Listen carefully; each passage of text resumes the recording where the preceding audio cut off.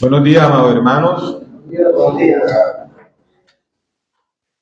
Hoy en este día del Señor es un gran gozo verlos reunidos como la iglesia del Cordero. En este día, con la ayuda de su Santo Espíritu, vamos a terminar el capítulo 9 del Evangelio de Juan. Parece que hubiese sido ayer que empezamos el capítulo 1, ya hoy estamos en el 9. Así que por favor, coloquémonos en pie para la lectura de la palabra del Señor.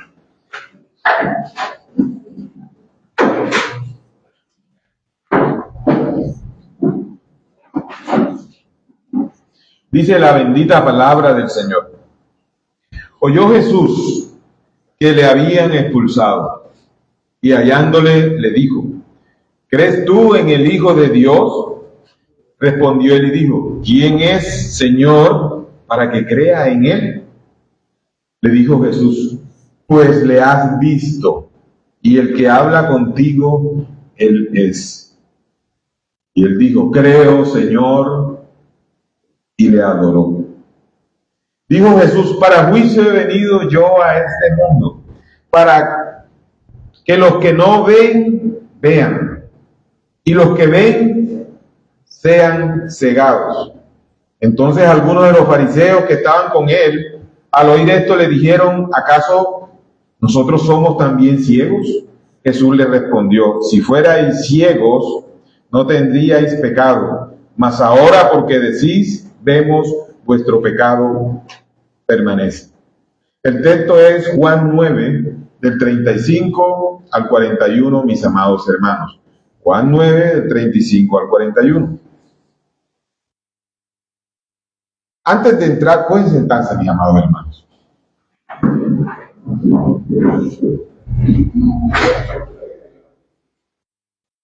Antes de entrar en nuestro tema de hoy, es pertinente recordar el hilo esencial y conductivo de lo que vimos en el pasado día del Señor. El texto colocó a nuestra vista, la necedad de la incredulidad de aquellos fariseos que no admitieron que Jesús era el Mesías. Espero que lo tengan claro. Coaccionaron insistentemente al hombre, aquel a quien Jesús le dio la vista, que había nacido ciego, y también coaccionaron a sus padres para que negaran al Mesías, pero no lo lograron, porque esta era una señal que había sido cumplida y que solo la podía realizar el Mesías conforme a lo dicho en el libro de Isaías proféticamente en el capítulo 35, versículo 5, como lo vimos en el sermón pasado. Al final vimos que este ciego fue expulsado de la sinagoga y esta noticia llegó a Jesús. Hoy veremos la confirmación del milagro en la real conversión de este hombre que era ciego. Y también la confirmación de la ceguera espiritual de quienes le perseguían. Y no solo eso, también veremos las consecuencias de la ceguera espiritual de los hombres orgullosos. En este especial día del Señor, y con la ayuda de Dios, estaremos viendo y escuchando nuestro sermón titulado Ceguera Espiritual. Ceguera espiritual. Y tendremos tres consideraciones al respecto.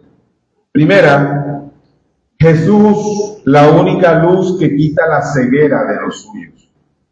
Jesús, la única luz que quita la ceguera de los suyos. Segunda consideración, Jesús trae juicio al hombre orgulloso. Y tercero, Jesús confirma la ceguera del hombre orgulloso. Entremos a nuestro primer punto inmediatamente. Jesús es la luz que quita la ceguera de los suyos. Vemos entonces en el versículo 35 de nuestro texto de referencia que Jesús se encuentra con este hombre que él ya había sanado. Y hay algo que llama la atención en el texto.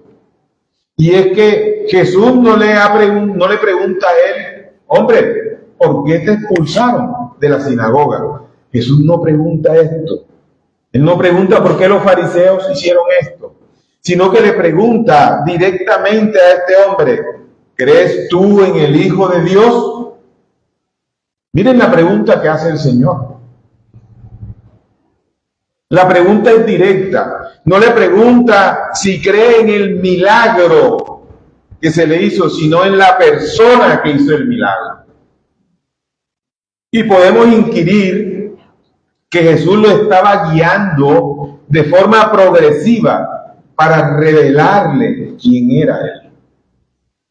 Y podríamos también decir o preguntarnos por qué Jesús no le pregunta sobre la expulsión, sino sobre si sabía quién era el Hijo de Dios. Eso lo podríamos preguntar. Pues miren, para los fariseos, y según ellos, esta fue una victoria legal, el haber expulsado a alguien que no negaba al Mesías. Pero Cristo no le dio trascendencia a este hecho. En contra de todo aquel que creyera en Jesús como Mesías, había una amenaza, y era que sería expulsado como lo aceptara. Después de tantos hechos que ya hemos visto a lo largo del Evangelio de Juan, que solamente podía ser el Mesías. Así que este hombre que había sido sanado y expulsado por defender a quien lo sanó, no estaba interesado en la religiosidad de aquellos que solo querían imponer cargas sobre los demás que ni ellos mismos podían llevar, y eran sus tradiciones. Y nuestro amado Jesús, nuevamente les digo, Él no le ha dado trascendencia al hecho de la mal llamada disciplina de estos hipócritas. Porque según ellos, y como lo vimos en la clase pasada, era una forma incipiente de la disciplina naciente en las iglesias. Pero más bien nuestro Salvador solo está en este momento dedicado a obedecer la voluntad de su Padre, sin importarle las consecuencias de todos aquellos que desean el mal para Él. Nuestro amado Jesucristo solamente quiere seguir siendo el cumplimiento de las profecías que se habían dicho sobre Él. ¿En dónde? En el Antiguo Testamento. Y más específicamente en este caso, aquella profecía dicha por Isaías en el capítulo 35, versículo 5. Recuerden, lo vimos en el sermón pasado. ¿Qué decía dicha profecía? Decía: entonces los ojos de los ciegos serán abiertos y los oídos de los sordos se abrirán. Por esto Jesús no da importancia a esta expulsión. De ninguna manera. Jesús está concentrado en obedecer la santa voluntad de su Padre. Lo que nosotros debemos percibir a causa de la pregunta de Jesús a este hombre, que ahora veía, es recordar la respuesta que este hombre dio a los fariseos en el sermón que vimos en el pasado día del Señor. Y fue que este hombre respondió que Jesús era profeta. ¿Recuerdan? ¿Quién dices tú que es Jesús? Y él dijo: profeta. Ahora, además dijo que nadie que no viniera de Dios podía hacer las cosas que Jesús hacía. Sí vemos la manera progresiva en que este hombre estaba conociendo de su Salvador.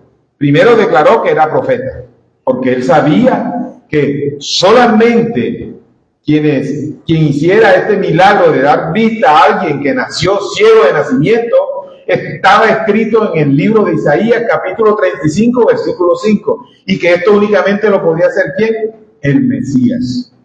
Entonces él ya había dicho que era profeta y también dijo que venía de Dios. Ahora, sabiendo Jesús esto, en este momento le está diciendo que él no solamente era profeta y que tampoco era pecador, como él ya lo había declarado, sino que en este momento Jesús le está confirmando a este hombre que había sido sanado, que ese que lo sanó, además de todo lo anterior, era el Hijo de Dios. Lo guió progresivamente hasta decirle quién era él. Que él era la única luz que quita la ceguera espiritual a lo que el Padre le dio. Y dice el texto seguidamente: El que habla contigo, Él es. Estas fueron las palabras de Cristo, iglesia. Y este hombre maravillado creyó. ¿Y qué pasó? Dice el texto. Y le adoró. Y no crean que es cualquier tipo de adoración. Amada iglesia, estas bellas palabras tienen un gran significado. Pues el verdadero creyente adora. Y saben, la única manera de adorar y la manera más genuina de adorar a Dios, ¿cuál es? Obedeciendo su voluntad. No hay una mejor manera de adorar a Dios sino obedeciendo sus preceptos. Recordemos que aún los demonios creen y saben quién es Cristo Jesús, pero los demonios tiemblan ante la majestad de Jesucristo y nosotros debemos adorarle. No basta con saber que Cristo es y existe. No basta, no es suficiente para que tú te autodenomines cristiano. Si nosotros debemos tener una verdadera vida que adore a quien creemos es nuestro Rey, es una obligación.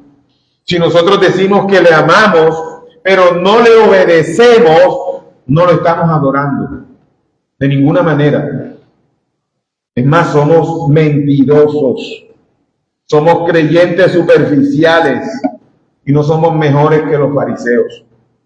Miren, Juan en el capítulo 14, versículo 15 dice, cita algo que dijo Jesús. ¿Qué dijo Jesús? Si me amáis, guardad mis mandamientos. Es lo que dice Jesús. O sea que si tú dices que le amas, pero tú no le obedeces y no guardas sus mandamientos, tú no le amas. Te amas a ti mismo. A Él no le amas. Si siempre quieres andar haciendo tu soberana voluntad, si siempre quieres andar cometiendo tus mismos pecados, tú no le amas. Eres un religioso. Vienes a la iglesia o porque te obligan o porque quieres que vean que tú vas a una iglesia, pero tú no le amas. Si tú no luchas contra tu pecado, si tú no mortificas tus pecados, tú no le amas a Jesús. No te engañes. No te engañes, mi hermano. Porque miren, no podría haber algo peor que nos pueda pasar a nosotros. Y es que el día en que tú y yo estemos en la presencia de Dios, aunque hayamos tenido una vida yendo a la iglesia todos los domingos, pero nos estábamos autoengañando, Cristo nos diga, apartaos de mí, hacedores de maldad, nunca os conocí. No puede haber nada más terrible que descubramos en ese momento cuán engañados estábamos. Así que, si nosotros decimos que amamos a Cristo, tenemos que obedecer, mis hermanos. Nosotros debemos tener una verdadera vida que adore a quien nosotros creemos que es nuestro Rey y Salvador. Entonces, si decimos que le amamos pero no le obedecemos, no le estamos adorando. Y por lo tanto somos mentirosos. Tengo que repetírselo, mis hermanos. Puede sonar duro, pero que suene duro, mis hermanos. Si Cristo ha mandado que se diga. Además, es necesario obedecer a Dios antes que a los hombres. No, pastor, que es una palabra muy dura. Pues es la palabra del Señor. Yo no voy a rebajar la palabra del Señor. Yo no voy a adornar la palabra del Señor. La palabra del Señor es la palabra del Señor. Y aquí está nuestro llamado, iglesia, a que nosotros adoremos la Trinidad a través de nuestras vidas. ¿Cómo? Con verdades incuestionables, obedeciendo constantemente a cada instante de nuestra vida la divina voluntad de Dios, que no solo nos hace bien, sino que es el bien para nuestras almas obedecer a Dios. ¿Por qué nos cuesta tanto trabajo entender, iglesia, que Dios lo único que tiene con nosotros es pensamientos de bien? Porque somos tan duros de servir. Si Dios lo único que quiere es el bien para los suyos. Debemos esforzarnos día en día para agradar a Dios. No nos demos el lujo de ser unos religiosos. Debemos luchar incansablemente con nuestra mirada puesta en la meta celestial, iglesia. ¿Cómo? Mortificando constantemente cada pensamiento pecaminoso. Ni siquiera les estoy hablando de los actos pecaminosos, sino de los pensamientos pecaminosos que llegan a nuestra mente. ¿Y saben por qué? Porque Dios los ve. Él lo sabe.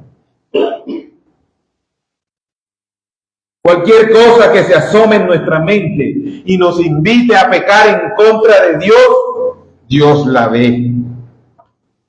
Pues esta es la evidencia de que necesitamos de su gracia más cada día, mis hermanos. Así que estamos llamados a esforzarnos. Si decimos que amamos a Dios, debemos esforzarnos, dar una evidencia que sea lineal y de acuerdo con lo que nosotros profesamos que decimos que somos. Porque ¿cómo es posible que digamos que somos creyentes, que somos cristianos, que amamos a Dios, que nosotros amamos lo que Dios ama y que nosotros aborrecemos lo que Dios aborrece, pero de vez en cuando me doy una libertad y yo amo lo que Dios aborrece? No te engañes, mi hermano. No te engañes, no nos engañemos. Ni yo tampoco los voy a engañar para caerles bien a ustedes.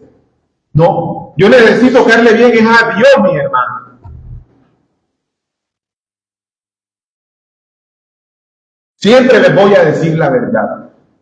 Como decía el apóstol Pablo. Aunque me amen menos, se les dirá la verdad. Tienen que amar a Cristo, no a mí. Y yo tengo que decir la verdad. Es mi obligación como pastor. Vemos entonces que este hombre que fue sanado por Jesús, ahora se había convertido en un verdadero adorador. ¿Por qué? Porque hacía la voluntad de quien lo sanó. ¿Desde cuándo?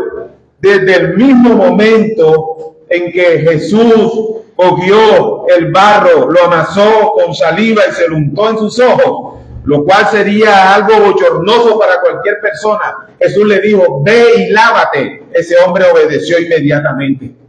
Eso es un acto de adoración, obedecer. Ya él lo había empezado a hacer. Pero más adelante Jesús mismo viene y le confirma que él era el Hijo de Dios. Ya este hombre le había empezado a adorar, pero ahora sí le adoraba más contundentemente. Miren, solo Jesús quita la ceguera que condena al hombre a la muerte eterna. Más nada quita la ceguera. Ni tus conocimientos, ni que tú te creas mejor que el otro, ni que tú te leas lo que te quieras leer. Nada va a quitar la ceguera que tú tienes. Si no adoras a Dios, si no lo amas, si no le obedeces. Porque es por gracia, mis hermanos. No es por tus obras y por tus propias fuerzas. Tenemos que humillarnos delante del Señor. Y esto es lo que a no les gusta a muchos. Pues tienen un ego tan elevado y tan exaltado que no entienden que el humillarse a Dios es lo mejor que nos puede pasar. Porque Dios bendice a aquel que reconoce su necesidad de Dios. Y eso es humillarse al Señor. Pero cuando tú eres como estos fariseos que negaban a Cristo, están manifestando que no tienes necesidad de nada, que eres autosuficiente, que todo lo puedes hacer en tus fuerzas. ¿Y saben qué, mis hermanos? No somos autosuficientes. Necesitamos de Cristo, incluso para estar respirando en este momento en que estamos aquí.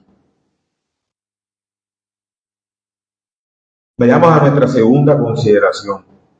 Jesús trae juicio al hombre orgulloso. Dice el texto. Dijo Jesús, presten la atención, mi hermano.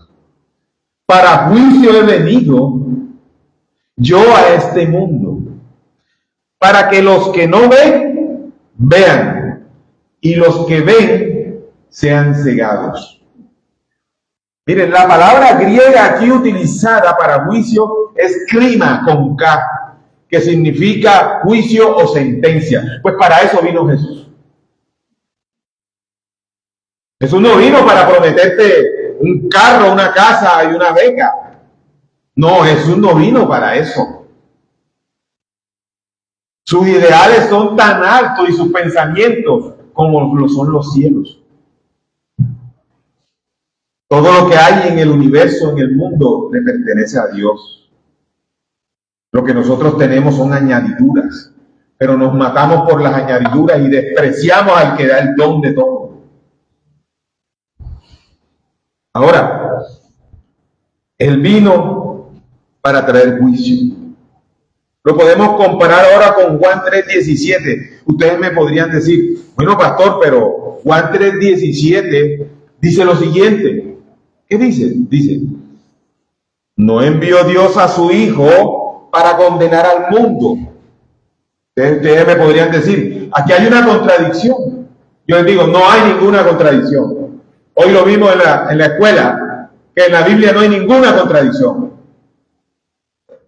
Y que cuando usted ve que hay una contradicción, el que está equivocado es usted, no la Escritura. Así que cuando leemos el texto de Juan 3:17, que dice que no envió Dios a su Hijo para condenar al mundo, ¿qué nos está queriendo decir el escritor del Evangelio? Miren, Juan 3:17 habla del propósito redentor primario. De eso es lo que está hablando. Así que habla del efecto inevitable de su venida. Pues sin duda alguna, la presencia de Cristo revela los corazones.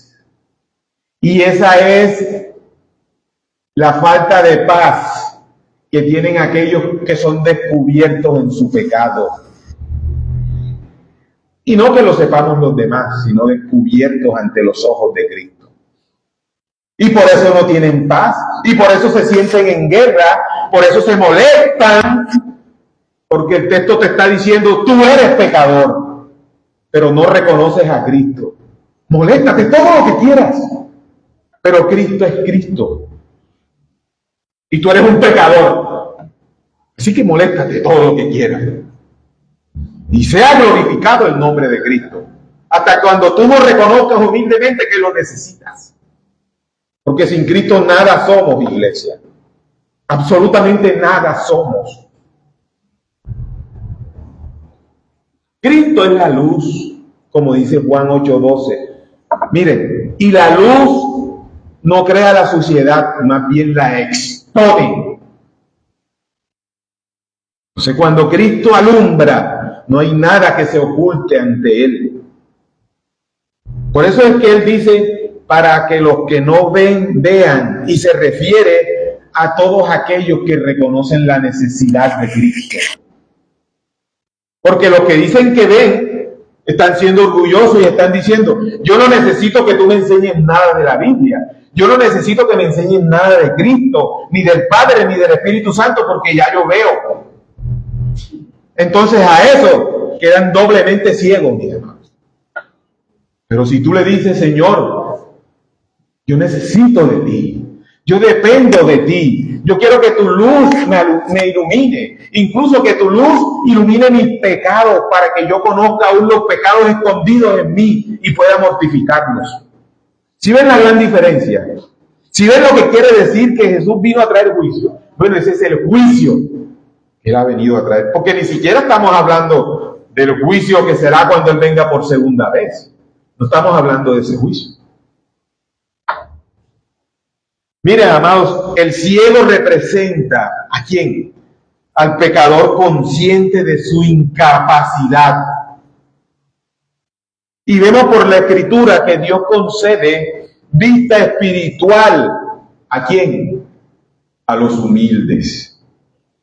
A los humildes. Isaías 57:15. ¿Qué dice Isaías 57:15?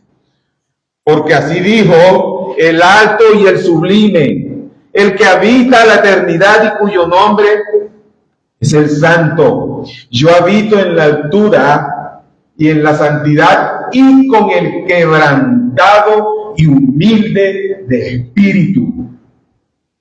Dios habita con los humildes. Dios está con los humildes, a los orgullosos los mira de lejos y los abandona en su pecado.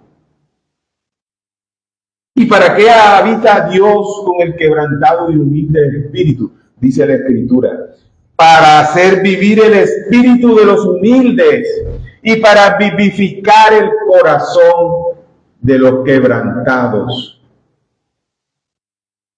¿Quiénes son los quebrantados, mis hermanos? Los que reconocen la necesidad de Cristo, de su Salvador. Esto conecta con la doctrina de la gracia eficaz.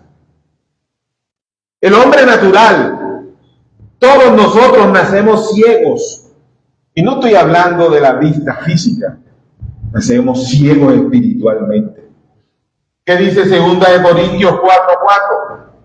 En los cuales el Dios de este siglo, Dios con D pequeña, cegó el entendimiento de los incrédulos, es decir, de los orgullosos. ¿Para qué? Para que no les resplandezca la luz del evangelio de la gloria de Cristo, el cual es ¿qué? Imagen de Dios.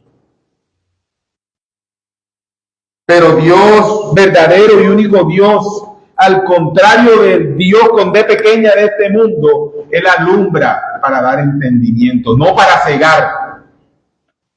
2 Corintios 4:6 lo dice. Y esto es lo que vemos en estos fariseos, de lo que hemos tratado todos estos capítulos. Ellos creen saberlo todo, se creen los sabios de este mundo. Tremendo, mis hermanos. Esto también lo vemos en Lucas 1:52, que dice, quitó de los tronos a los poderosos, y esto es juicio. Así que Jesús es nuestra paz. Él es nuestra paz, nuestra verdadera paz, pero que produce juicio a los orgullosos. A nosotros nos produce ¿qué? Paz. Y es una verdadera paz, porque no es la paz que el mundo da. La paz que Cristo nos da a nosotros nos permite sostener y mantener el gozo ante cualquier atribulación, por fuerte que ésta sea. Pero la paz que el mundo da es una paz efímera. Es esa paz que únicamente te da gozo cuando tienes plata en el bolsillo, cuando las cosas te salen como tú quieres. Esa es la paz que el mundo da. Esa paz es efímera, iglesia. Pero la que Cristo da es una paz que sobrepasa todo entendimiento humano. Es esa paz que te sostiene en el peor momento de tu vida.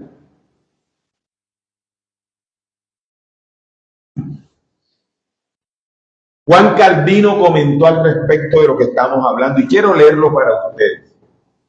Es cierto que todos nacemos ciegos, dice Juan Calvino, pero aún así, en medio de la oscuridad de la naturaleza corrupta y depravada, algunas chispas siguen brillando, por lo que los hombres nos diferenciamos de las bestias irracionales. Ahora bien, si algún hombre, exaltado por la orgullosa confianza en su propia opinión, se niega a someterse a Dios, perecerá ante el resplandor de Cristo, que lo golpeará y juzgará con consternación. Porque nunca comienza a descubrirse la vanidad de la mente humana hasta que se presenta la sabiduría celestial. Wow, definitivamente Juan Calvino, un hombre de Dios.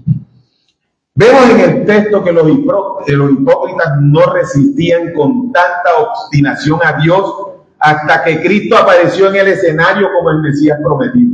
Porque ellos decían que creían en Dios, que ellos venían de Moisés, del linaje de Abraham, ¿lo recuerdan? Pero cuando aparece Cristo en el escenario, como ese profeta, como ese Mesías, como a quien todo apuntaba en la Escritura desde el Antiguo Testamento, ellos se obstinaron más, demostrando el orgullo que había en sus corazones. Y esto hace que se cree una guerra abierta, una lucha contra Dios, cuando ¿qué? Cuando niegan a su Hijo como el Mesías prometido, iglesia. Y esta es la consecuencia ¿de qué? De la depravación total y de la ingratitud.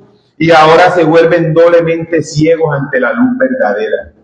Ahora no solamente nacieron ciegos, ahora son doblemente ciegos. Porque como ya dicen que ven, son cegados. Ahora podemos percibir más claramente lo que se dice en este pasaje, que Cristo vino al mundo para dar vista a los ciegos y para los que ven en su propia sabiduría sean cegados de la verdadera luz. Es decir, ahora Cristo ilumina para que los que no ven, vean. Porque esta es estrictamente la causa de su venida.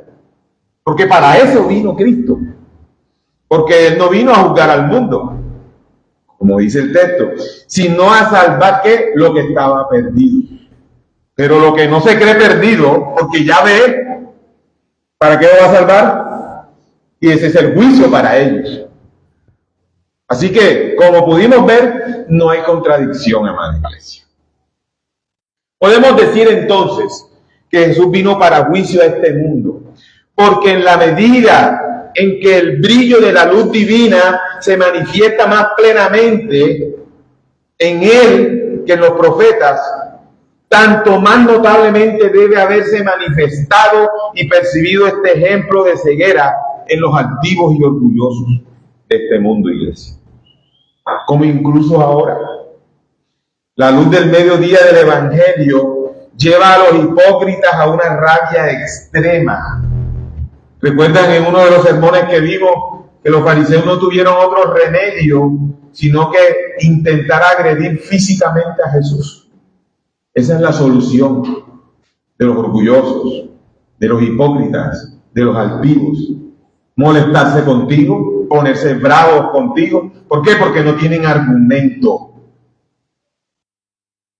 Vemos seguidamente en el versículo 40 lo siguiente. Entonces algunos de los fariseos que estaban con él, al oír esto, le dijeron, ¿acaso nosotros somos también ciegos? En la reunión esa que estaba Jesús hablando con el varón que fue sanado de su ceguera, habían unos fariseos y escucharon cuando él dijo que él cegaba a los que decían que veían. Y miren, y ellos dicen, ¿acaso nosotros somos también ciegos? ¿Qué quiere decir esto?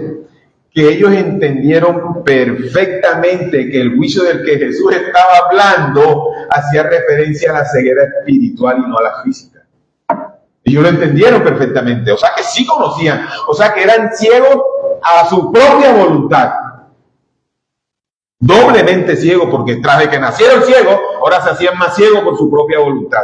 Porque creían que el conocimiento que tenían de la Torá los hacía superiores a los demás.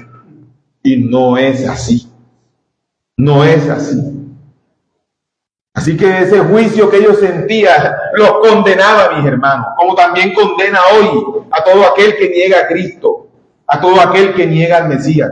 ¿Cómo? Desobedeciéndolo. ¿Cómo? Pensando en su corazón cosas contrarias al Evangelio.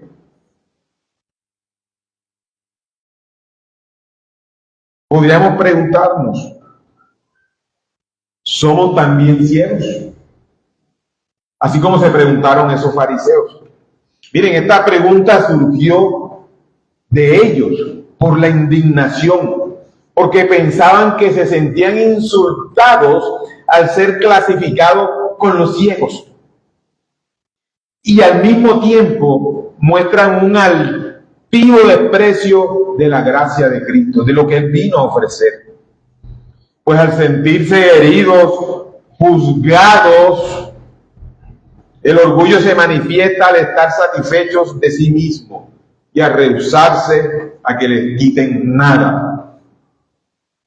Y veremos entonces brotar en ese momento el veneno de ellos. ¿Cómo? Como se los dije ahora, cuando se enfurecen contra Cristo, cuando de manera arbitraria discuten con Él, porque les ha enseñado y les ha señalado también la herida, como si les hubiera infligido una herida grave. Se sienten terriblemente ofendidos por la verdad. Y esto es lo que pasa cuando la luz llega. Normalmente aquella persona que es descubierta en su pecado, en vez de reconocerlo y arrepentirse, si no ama a Cristo, lo único que hace es enfurecerse y sentirse orgulloso incluso. Y eso lo vemos día a día. Día a día lo vemos, mi hermano. Amada iglesia, ninguno de estos fariseos que fueron expuestos al evangelio, a ese evangelio vivo, con la esperanza de que recibieran con fe, ninguno de ellos va a tener excusas cuando estén ante el tribunal de Cristo. Ninguno de ellos. Mire, en ese momento sí sabrán con absoluta plenitud lo que es la aplicación del juicio eterno. En ese momento, por haber despreciado al Mesías. Mis amados, cuidémonos de no despreciar a Cristo con nuestra desobediencia. No se trata de decir que somos cristianos y ya. Se trata de ser obedientes, como ya se los he venido diciendo, como se los he venido recalcando. No me voy a cansar de decirles y hablarles de la obediencia a la palabra. No lo voy a hacer, iglesia. Debemos ser coherentes con la gracia que nos ha otorgado nuestro Rey y Salvador. Vayamos a nuestra tercera consideración. Jesús confirma la ceguera del hombre orgulloso. En el versículo 41 dice, Jesús les respondió, acuérdense que ellos preguntaron, y Jesús les respondió, si fuerais ciegos, no tendríais pecado, haciendo referencia al ciego que no veía. Mas ahora porque decís vemos, vuestro pecado permanece. Amados hermanos, Jesús no se andaba con rodeos para decir aún con amor las verdades del Evangelio de él. Él procuraba en primera instancia tratar de sacar del error a todos sus contradictores. Eso lo vemos en cada palabra que nuestro amado Señor Jesucristo dice en los Evangelios. Él lo primero que hace es predicar el Evangelio, cumpliendo aquello que su Padre dijo, que Él no quería que nadie se perdiera y que todos procedieran al arrepentimiento, para que nadie tenga excusa y diga, no, a mí nadie me habló de Cristo, nadie me habló de Él, pues a ellos Cristo mismo se les presentó en persona. Y a nosotros se nos ha hablado de Cristo. ¿Por qué? Porque aunque a Cristo no lo tengamos cara a cara, Él nos dio la promesa de que su Espíritu Santo estaría con nosotros todos los días hasta el fin. Y el Espíritu Santo de Dios nos acompaña también en este día. Y hoy se les está predicando a ustedes el Evangelio. Y ninguno de los que está aquí, y ninguno de los que nos ve, va a tener excusa y decir, a mí nadie me habló de Cristo. Pues noticia, el 1 de marzo del año 2026, a las 11:50, estaban hablando del Evangelio de Cristo. Que quede constancia. Entonces Cristo procuraba en primera instancia tratar de sacar del error a todos sus contradictores, pero sin dejar de ser firme en sus afirmaciones que eran y son eternas e innegociables. El Evangelio es innegociable, mis hermanos. Totalmente innegociable. En el versículo 40 ellos preguntaron que si acaso ellos eran ciegos y se sintieron muy ofendidos. Y en vez de ser enseñables y llevados al reconocimiento de su error, más bien fueron burlescos. Miren, y esto lo vemos también en la iglesia. Cuando un hermano está en pecado y se le llama para que se arrepienta, hay unos que se ponen bravucones. No son enseñables. No se quieren arrepentir de su pecado. Pero cuando un hermano está pecando en contra de otro hermano y este primero lo llama a solas y le dice, mi hermano, mira, estás pecando, estás haciendo esto. Y este hombre reconoce su pecado, dice la Biblia, que has ganado a tu hermano. Pero debemos ser enseñables. Nosotros, miren, no tenemos ningún tipo de argumento delante de la voluntad de Dios cuando pecamos. Pecado es pecado, no los clasifiques. Sé que hay pecados más escandalosos que otros, pero todos los pecados ofenden a Dios. Absolutamente todos. Ahora podemos decir que Jesús, cuando les dice, si fuerais ciegos, aquí la palabra ciego no significa ignorantes absolutos. De hecho, nosotros sabemos que ellos sabían y conocían la ley, sino que se refiere a que son conscientes, a que sean conscientes de su necesidad. El ciego sanado reconocía su limitación, él la reconocía, pero por eso recibió la luz. Y no estoy hablando de la vista, estoy hablando de que se le quitó el velo y ahora podía ver la gracia de Cristo. El ciego sanado reconocía su limitación, por eso recibió la luz. Los fariseos afirmaban poseer conocimiento espiritual. Esto es lo que ellos afirmaban. Un conocimiento espiritual pleno. Por eso seguían siendo ciegos ante sus propias y equivocadas opiniones. Además, vemos que hay una diferencia entre ceguera reconocida y ceguera negada. La ceguera reconocida por los humildes abre paso inmediatamente a la gracia que produce una luz que solo Cristo da. Cuando tú reconoces que eres ciego, que necesitas de esa luz. Pero la ceguera negada por los orgullosos solo produce endurecimiento. Y es un endurecimiento que lo provee el Dios con D pequeña de este mundo a sus hijos. Mis amados, ¿saben algo? Hay una dureza y juicio para nosotros cuando escuchamos la bendita palabra de Dios y no la obedecemos. Cuando la escuchamos el día del Señor, como hoy, pero somos tan orgullosos que creemos que a nuestra manera las cosas saldrán mejor. No, yo voy a hacer las cosas a mi manera, no como Dios me manda. Eso es orgullo. Estamos haciendo lo mismo que hacían estos fariseos, lo mismo. Nuevamente, no nos engañemos. Si no obedecemos, no somos hijos, sino unos mentirosos, merecedores del justo juicio de Dios. Y si eres hijo, recibirás la disciplina por tu desobediencia. Y al final, repito, si eres hijo, después de sufrimiento, terminarás haciendo la voluntad del Señor. No te podías ahorrar ese sufrimiento siendo obediente. No te lo dejó tu duro corazón.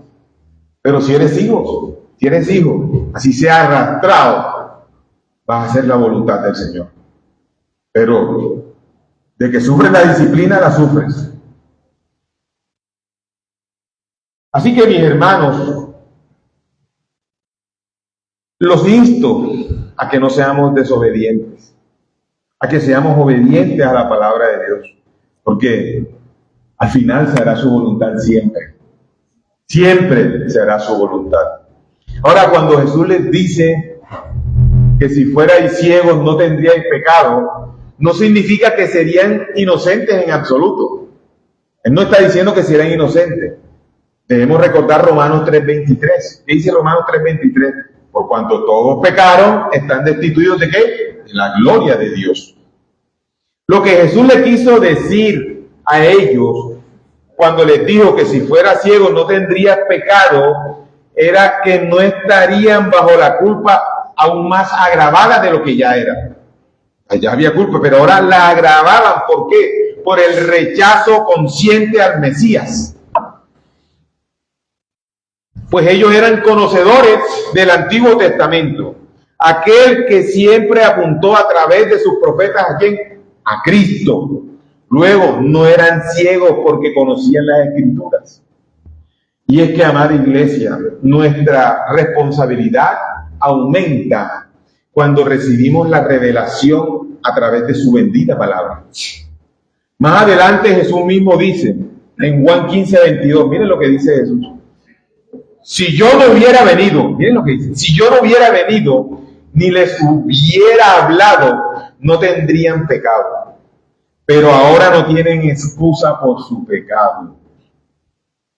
Ninguna excusa, ya Cristo les había dicho claramente que necesitaban a Él. Y al final del texto vemos que cuando los fariseos dicen,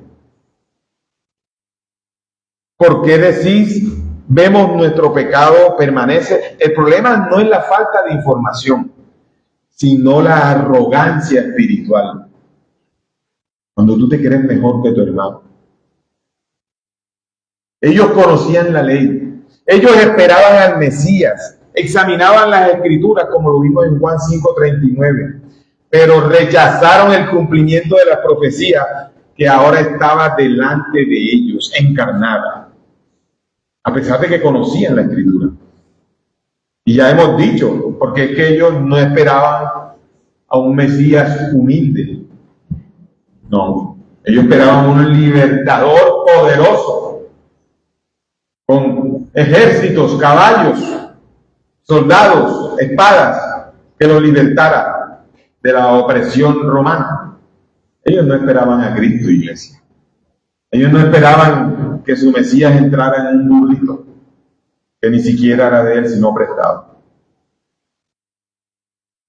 Pero bueno, permanecen en condenación.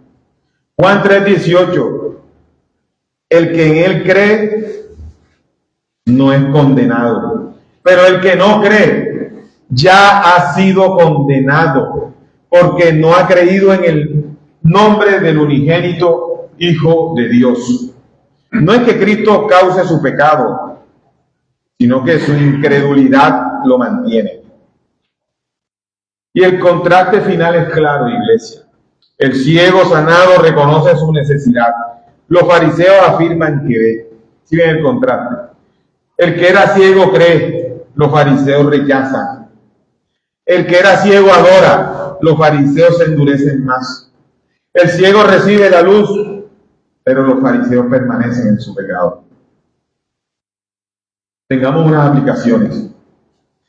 Tu amigo que hoy estás aquí o que estás viendo esta transmisión, te digo lo siguiente, mira, no endurezcas tu corazón cuando algún enviado de Dios se acerque a ti para hablarte firmemente del Evangelio de Cristo y de su perfecta obra de redención que te puede llevar a sus pies por pura gracia y a través de la fe. No endurezcas tu corazón ante la bendita palabra del Señor.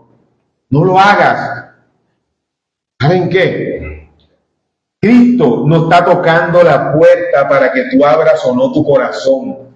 Él no está haciendo lo que estos mercaderes de la fe hacen hoy día, que muestran a un Cristo tocando una puerta, rogando, ábreme la puerta de tu corazón. No.